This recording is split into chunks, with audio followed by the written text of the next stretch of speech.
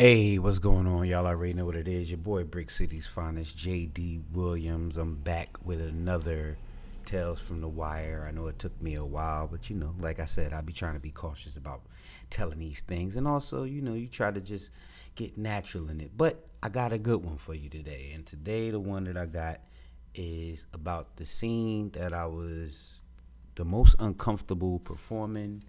It's probably the only scene that I was actually uncomfortable performing. The only scene I really didn't uh, appreciate the writing and the. I mean, it wasn't the writing. It was just I. That's just not what I got into acting for. So let's just go ahead and break it down as we do. As I got into acting, as anybody who follows niche JD Williams. You know what I'm saying? Vintage JD Williams. Like I've kind of always been peripheral in a good way, in my opinion. But uh, I've been always aware and very curated in a lot of the lines and scenes and people and just production wise things that I got to be around. So when something comes up uncomfortable for me, going all the way back to Oz, I never had a problem speaking out about it, addressing it, whether it was handled the way that I wanted it to be handled or whatever happened afterwards. It was never a problem with me addressing these things. So by the time that I got to The Wire, we're in the third season with the kids, right? No, that's the fourth season. All right, we're in the fourth season with the kids, and there's a scene where I'm talking to Michael Lee, portrayed by Tristan Wilds, aka Mac Wilds, the homie, little bro.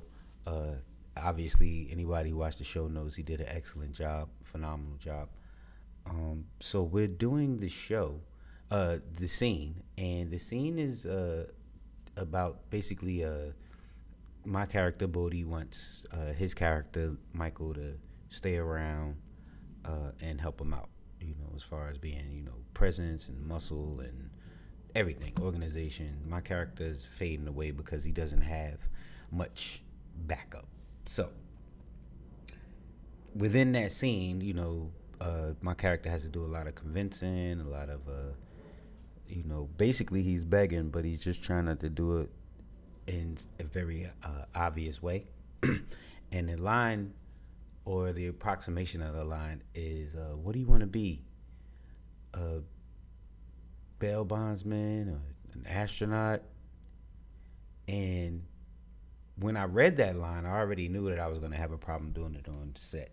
So I'm like, all right, well, I'll still, get it together and everything. And when I get on set, I'll talk to Scripty. I'll talk to David if I have to. I'll explain and see if we could come up with something different, or I'll come to something myself. So we got on the set, and basically before we even shot the lines, before we shot the scene, I said, "Look, hey David, can I talk to you?" David Simon, the writer creator of The Wire, along with Ed Burns, but he's also he was the creator of Homicide: Life on the Street, and yeah. So David Simon is a reality writer. So and he and I have had conversations before and subsequent to this, but this was just one that I felt like I really needed to have, and I was glad that he was actually there on set that day for me to talk to him. And he was the one that actually, I was already rationalizing it, but being that he was able to say the rationalization properly, it made me feel comfortable doing the scene and the lines, because I needed it to be understood that, well, first off, from a personal standpoint, I didn't get into acting to tell young boys not to want to be astronauts. That was like the worst thing that ever said, I think, on camera, regardless of all the cursing and all the craziness I've ever said. I've never wanted to discourage anybody from something that phenomenal, you know. But yeah. But to have Bodhi, this character that was already built up over, 3 seasons, going into the fourth season, to have him, be somebody who is, diminishing and being actually, villainous and hard, and saying something that he really didn't believe. Like I said, it was a character thing for me also. Like, Bodhi doesn't usually try to manipulate, and he doesn't usually say things that he doesn't believe. So that was hard for me character wise. But then what he was doing was, out of desperation.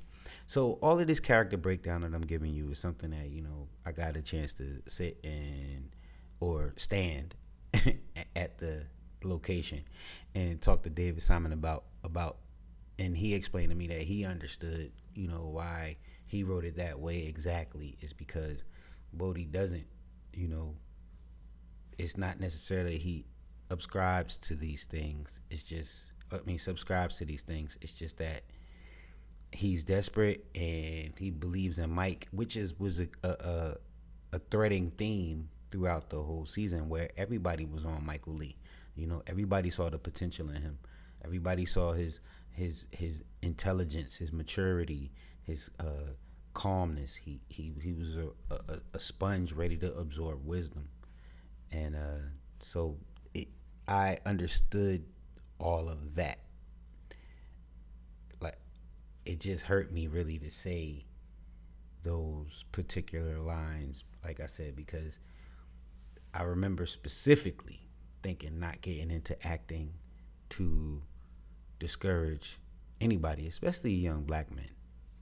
But I understood, like I said, also at the time, I'm telling a story that's already happened previously. I'm kind of an echo, and like I said, there was just terms that I had to come to grips with to actually get through that scene. Personally, a young man from Newark, New Jersey, grew up throughout the 80s in Brick City, and discouraging other men or holding your brother's back, and that was just something that's ingrained in me to kind of not do. And it you know what it is, I'll tell you, as an actor, it's like I really don't ever want to do a scene where I have to lay in a casket.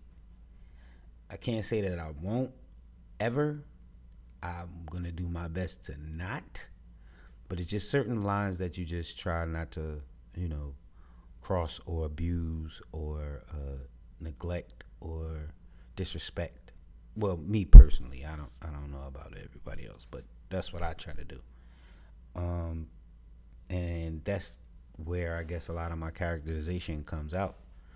I guess particularly in the, soldier slash sidekick slash best friend aspect, which I like, which I think is a really good thing. So yeah, getting through the scene where Bodhi had to tell Michael Lee, try to keep Michael Lee with him, and Michael Lee still left. That was kind of like, out of every scene that I've probably ever done, that's pretty much the hardest scene that I've ever had to perform. So, thank y'all for jumping in. I'm definitely lining up another one for y'all because I got more tales from The Wire, but I was thinking maybe I should drop a couple from Oz. If you guys ever got a chance to check out the other shows I'm on, I got some from those shows also, Saints and Sinners and other things. But that one right there, I felt like I need to get off. I want to say thank you guys for checking in with me. Hopefully this recorded and it sounds great. And you guys have a great day. Stay well, stay blessed, stay positive, stay healthy. Keep doing your thing. Like and subscribe, and I'll talk to you guys later. All right.